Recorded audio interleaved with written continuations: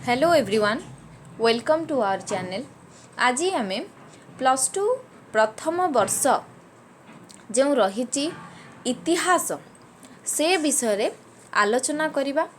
इतिहासर प्रथम अध्याय आज आम आलोचना करवा। प्रथम अध्याय रही इतिहासर अर्थ और प्रासंगिकता। इतिहासर अर्थ बुझिबाकु हेले प्रथमे आमको इतिहासर शब्दर उत्पत्ति केमिति हैला ता विषय जानिबा। तापरे आमे इतिहासर अर्थ कहिले कौन भल भाबरे बुझी पारिबा। तेबे चलंतु प्रथमे देखिबा इतिहास शब्दटी केउ शब्दरु आसी अछि। इतिहास शब्दटी केउ शब्दरु आसी अछि। ग्रीक शब्द हिस्टोरिया रु इतिहास शब्दर उत्पत्ति होइछि। हिस्टोरियार अर्थ अन्वेषण तदंत, अन्वेषण करिबा बा तदंत करिबा। जेमिति कि आमे इतिहास कहिले अतीतर घटनावली को अन्वेषण करिबा बा अतीतर अन्वेषण लब्ध ज्ञान हैला इतिहास। सेही आधार रे कहिले अतीतर अन्वेषण लब्ध ज्ञान हैला इतिहास। ओडिया समेत अनेक भारतीय भाषा रे इति बा अतीत शब्दरु इतिहासर व्युत्पत्ति बा इतिहासर सृष्टि आमे कहिबा। ओडिया समेत अनेक भारतीय भाषार मध्य इतिहास रु आसी अछि, अतीत शब्दरु ही आसी अछि। तेणु इतिहासर आम संस्कृतिर मध्य अर्थ हैला अतीत संबंधी ज्ञान, तथ्य प्रमाण आधारित अतीतर व्याख्या और समीक्षा करिबा। अतीत संबंधी किछि ज्ञान, तथ्य प्रमाण आधारित अतीतर व्याख्या और समीक्षा करिबा हेउची इतिहासर काम। इंग्राजी रे तथ्य प्रमाण को सोर्सेस कहा जाय थाए।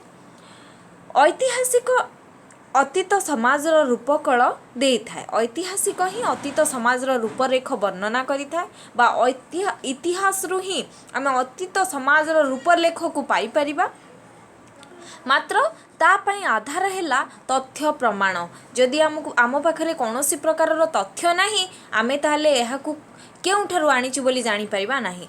ता पई हमकु कोन दरकार, स्वतंत्र तथ्य प्रमाण दरकार। अर्थात इतिहास कौनसी मनगढ़ा कहानी नुहे। पुणी इतिहास आमे कहि परिबा नाही जेहेतु अतीतर कहानी एवं घटना गुड़िक घटिबार बहु वर्ष परे लेखा जाय थाए।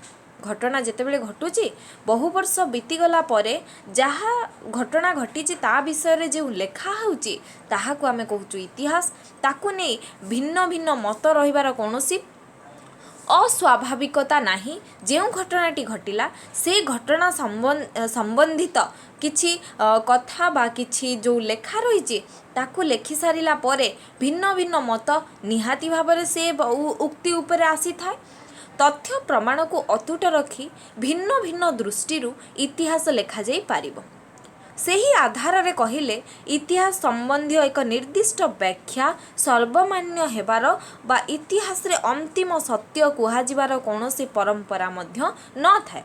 एहा प्रति थर नुआ भाबरे इतिहास लेखिबा को प्रेरणा दिए। प्रति थर नुआ भाबरे इतिहास को व्याख्या करि थाए बा नुआ भाबरे लेखिबा को देई थाए। तथा तहिरे स्थापित साधारण सत्य रही थाए बा प्रश्न साधारण सत्य को प्रश्न करने को सुजोग दे थाए। घटना गुड़िक अतीतर संगठित हेबार बहु वर्ष परे इतिहास काहींकी लेखा जीवो, वर्तमान समय रे तार प्रासंगिकता रही ना नहीं, इतिहास लेखन और अध्ययन बेले केउ प्रश्न सब महत्व पाई थाए। समय बदलिबा संगरे इतिहास गवेषणा और अध्ययन रे केमिति विवर्तन आसीबो से सब कथा मध्य इतिहास तत्व रे आलोचना होई थाए। इतिहास तत्व संबंधी अवधारणा इतिहास को अध्ययन करि थाए बा उपयोगी करि थाए बा आरामदायी करि थाए। बा इतिहास को भल भाबरे बुझी होई थाए। अतीत भारत रे मध्य इतिहास अध्ययन एक स्वकीय परंपरा रहितिला। जेतेबेले अतीत भारत थिला से समय रे मध्य इतिहास को प्राधान्य दिया जाउथिला। इतिहास रो अध्ययन को एक स्वकीय परंपरा रहितिला बा कुहा जाउथिला। मात्र आधुनिक समय रे भारत समेत समग्र विश्व रे यूरोपीय परंपरा सृष्ट इतिहास अध्ययन को भित्ति करी इतिहास तत्वर आलोचना करा जाए। यूरोपीय से कहूँ आधुनिक समय रे भारत समग्र विश्व रे यूरोपीय परंपरा सृष्ट इतिहास को अधिक मात्रा रे अध्ययन भित्ति भाव बा इतिहास तत्वर आलोचना करा जाय थाए। से परिप्रेक्षी रे जदि देखिबा ख्रीष्टपूर्व 5म शताब्दी रे जन्मित ग्रीक दार्शनिक हेरोडोटस प्राय से आसीथिले केबे 484 टू 424 ख्रीष्टपूर्व तांको प्रथम ऐतिहासिक बा इतिहास पाठर जन्मदाता बोली कुहा जाउथिला। ग्रीक दार्शनिक हेरोडोटस को प्रथम ऐतिहासिक बा इतिहास पाठर जन्मदाता बोली कुहा जाउथिला। तांको कुहा जाउथिला से history of the Persian wars बा शीर्षक रे प्रथम इतिहास पुस्तक रचना करिथिले। प्राय 100 वर्ष पूर्वरु घटिथिबा ग्रीस पारस्य युद्धर एक पुस्तक रे से विवरणी रखिथिले बा रहितिला। से पुस्तक रे लोकंकर जिज्ञासा सत्य मध्य युद्ध संबंध रे तथ्य प्रमाण जेतेबेले विस्तृत हेबाकू बसिला हेरोडोटस सेगुडी को साइती रखिबार अभिप्राय नै गद्य शैली रे पुस्तक रे उत्थापन करिथिले। तेणुकरी तांको इतिहास से समय रे बहुत मात्रा रे चर्चा होइथिला। तेणु तांको कुहा जाउथिला सी होचंती इतिहास रो तांको कुहा गला मो टिके पूर्वरु आपण मानकू कहि रखे कि इतिहास रो से थिले इतिहास पाठर बा ऐतिहासिक पाठर से थिले जन्मदाता। तेणुकरी तांको से कोन करूथिले सेही समय रो हेरोडोटस सेगुडे को साइती रखिथिले जहाके ताको परे से अभिप्राय नै गद्य शैली रे ताको रूपांतरित कले बा पुस्तक रे उत्थापन कले जहा फल रे अन्य मानक पाखरे सेही इतिहास सेमानक अन्य मानक पाखरे पहुंची पारिला। पद्य रचनारू तथा कल्पना प्रस्तुत कहानी भिन्न एही पुस्तक इतिहासर मर्यादा लाभ करथिला। सेही दिनरू प्रत्येक इतिहास रचनार शैली गद्य आधारित और तथ्य प्रमाण भित्तिक होई रही आसुची। पर्शियन युद्ध रे कौन सबु घटिथिला तार विशद विवरणी रहिथिला हेरोडोटस को लिखित इतिहास पुस्तक रे। जहाँ सब पर्शियन युद्ध रे घटिथिला से सबु हेरोडोटस को लिखित इतिहास पुस्तक रे रहिथिला। एहा तत्कालीन बौद्धिक वर्ग को संतुष्ट करि पारिला नाही। सेमाने जानिबाकू चाहिए घटना पछर कारण गुड़िक कौन रही बा तार उत्तर देबाकू जाई हेरोडोटस सेही प्रश्नर उत्तर देबाकू जाई हेरोडोटस समकालीन अन्य जने ग्रीक दार्शनिक थ्यूसिडाइस लेखिले। तांकर बही थिला 400 प्राय 460 रु 396 ख्रीष्टपूर्व से लेखिले हिस्ट्री ऑफ द पेलोपोनेसियन वार जहाँ युद्धर कहानी सहित कारण गुड़ी को मध्य दर्शाई थिला। से अर्थात हेरोडोटस को इतिहास पुस्तक रे जदि कौन घटी थिला ताकू प्राधान्य दिया जाइथिला थ्यूसिडाइस को पुस्तक रे कौन सहित काहे की घटी थिला बा घटनाटी कौन रही थिला ताकू मध्य महत्व दिया गला। टिके पिला मन ए जिंस को देखिबा से कहउचंती हेरोडोटस को पुस्तक रे इतिहास पुस्तक रे जदि कौन घटी थिला ताकू प्राधान्य दिया जाइथिला। सेही समय रे सेही युद्ध रे कौन पर्शियन युद्ध रे कौन सब घटी थिला ताहाकू प्राधान्य दिया जाउथिला। किंतु थ्यूसिडाइस को पुस्तक रे कौन सहित काहे की घटी थिला ताकू मध्य महत्व दिया जाउथिला। एही दुई प्रश्न सहित किए केबे एवं केउठारे करिथिले भले तीन गोटी प्रश्न मिसी अतीतर कथा को बा अतीतर सेही समय को कैद करि पारथिले मोट स्वरूप प्रदान करि पारथिले।